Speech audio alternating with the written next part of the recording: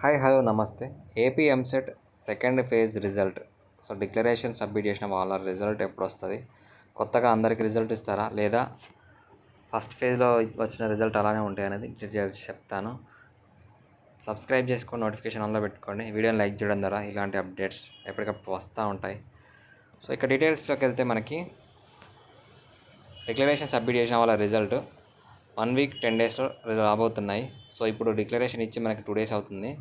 So ఇంకొక 1 week వరకు ఈ డిక్లరేషన్ ఇస్తారు. డిక్లరేషన్ కంప్లీట్ అయిన తర్వాత 5 to 7 డేస్లో రిజల్ట్ రిలీజ్ కావడానికి అవకాశం అయితే ఉంది. ఈ రిజల్ట్ అనేది డిక్లరేషన్ ఎవరైతే సబ్మిట్ చేశారో వాళ్ళకి రిజల్ట్ వస్తాయి. అలాగే ఏపీ ఇంటర్మీడియట్ బోర్డు వాళ్ళకి ఎవరికైతే ర్యాంక్స్ రాలేదో వాళ్ళకి కూడా వస్తాయి.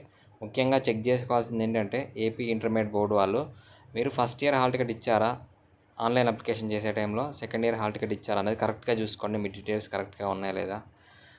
సో అలా అయితేనే మీకు సెకండ్ ఫేజ్లో రిజల్ట్ వస్తుంది. సో ఇప్పుడు చాలామందికి ఉన్న డౌట్ ఏంటంటే మా ర్యాంక్స్ ఏమైనా చేంజ్ అవుతాయా, మాకు ఫస్ట్ ఫేజ్లోనే రిజల్ట్ వచ్చింది మళ్ళీ చేంజ్ అవుతాయి, అందరికి చేంజ్ చేస్తారా, వీళ్ళకి ఎలా ఇస్తారంటే మీకు చేంజ్ కావు. ఆల్రెడీ ర్యాంక్స్ వచ్చిన వాళ్ళకి అలానే ఉంటాయి. కొత్తగా ర్యాంక్స్ అనేది మనకి ఇష్యూ చేస్తారు. ఎలా అంటే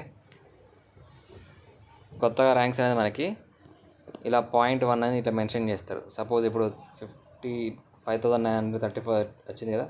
సో 0.12, 0.123 లేదా 0.1 ఇట్లా మీకు వాళ్ళకి 0.1 యాడ్ చేసి ఇలా రిజల్ట్ ఇస్తారు. సో మిగతా వాళ్ళ ర్యాంక్స్ అనేది చేంజ్ కావు, కానీ కాంపిటీషన్ అనేది పెరుగుతుంది. ఓకేనా? సో ఇది అర్థమైంది అనుకుంటున్నాను. Thank you.